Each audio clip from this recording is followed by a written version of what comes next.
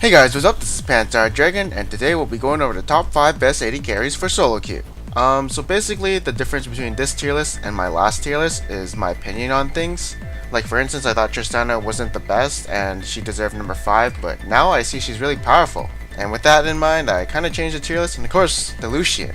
Lucian got changed recently, but let's see where he stands with this tier list. So number 5 is Twitch. Despite the nerfs, Twitch is still a strong AD carry right now. In the laning phase, he's kind of average of course, but once the lane phase is over, what he provides to the map is basically map pressure, since he can stealth and gank enemies. Twitch is actually the only AD carry who can actually basically gank enemies and kill them, since he does have that Blade of Ruined King plus Ghostblade plus the first ambush onto the enemy. The second thing that makes Twitch really strong is his ultimate.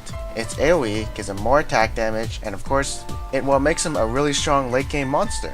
And yeah, that's basically it. His mid game and late game are really strong, but there are some things I don't like about Twitch. First of all, they didn't nerf his stealth, which means you can actually get ganked by actual junglers that aren't Lee Sin. And second of all, no one likes base damage nerfs. So that kinda sucks, but overall he's still a really good AD carry. So number 4 is Caitlyn. Caitlyn right now is, a really long range AD carry. Even though she is a Bloodthirster user, she is also an Infinity Edge user, and she is one of the most dominant AD carries in lane since she can abuse her range. One of the things I do like about her is that if she does win her lane, she can go down mid lane, and then she can get that tower and basically getting 2 towers off her winning her lane. But there are some things I don't like about Caitlyn.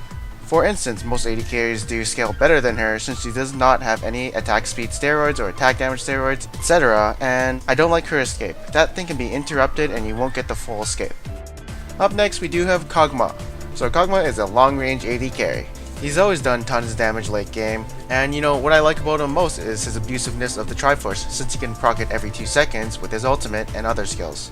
This makes him also really strong, and of course with the Blade of the Ruined King change, he'll be shredding more damage of whoever is in front of him, since he's actually never really used active as much as other AD carries, and combined with the maximum health shred from his W, that's a lot of damage. And of course he is one of those late game monsters who you don't want to deal with when you get to late game, as he will shred your team. Now some things I don't like about him is his pre-6 laning is weak, so he can be bullied throughout that phase. He also really has no escape, so if the enemy does get onto him, he's basically dead. Other than that, he's a really good AD carry right now, and does a lot of damage. So at number 2 we do have Tristana. So Tristana is one of those AD carries who is longer range later in the game, and the early game is pretty good since he does have good trade potential and also is relatively hard to gank. Now when it comes to mid game, she'll probably have her static shift, which is pretty good since she can clear waves really fast. Her mid game is kind of lacking, but so is every other AD carry since they don't have the Bloodthirster anymore. And so that weakness is not really there, and here's what I really love about Tristana. Her cleanup potential with the reset from her jump is really good. If she has red buff, she can hunt people down. She has a 90% attack speed steroid, which is really powerful. She is a long range AD carry, and her ultimate is really good self peel.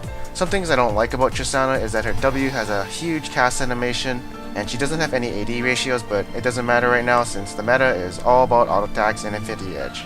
And at number 1 we do have Luciano. So despite everyone thinking Luciano got a nerf, he actually got a buff. Even I thought he got a nerf. But if you haven't actually read the patch notes, basically his attack range got a nerf, but everything else got a buff. His base stats and more importantly his E were the big things. Right now he's like a mini Ezreal since you can't really catch him, but he can keep catching you, and literally his E became a relentless pursuit. So the buff to his E actually made him a really good duelist since the enemy cannot get away from his infinite dashes that he keeps proccing. And one thing to note about Lucian in teamfights, his auto attack range did get nerfed, but it doesn't matter. The people trying to actually kill him, he'll just keep cutting them with his endless amount of dashes. And in lane, I think his trade potential has increased since his E comes up twice when trading with someone. And with the E coming up more often in teamfights, that means more Trinity procs, that means more passive procs, which means more damage. Overall, Luciano is still really strong, and with the buffs to his E, he is super strong. Hey guys, thank you for watching my video. I hope you guys enjoyed it. If you enjoyed this video, please like, subscribe, and comment below. If you really want to see the other tier list on which champions are strong for that role, check out those other videos. And special thanks to Keith McBrief. He did help me in making this tier list on which AD carries are strong right now. So if you want to check out a stream, go to twitch.tv/KeithMcBrief. Thank you for watching, and I'll see you guys next time.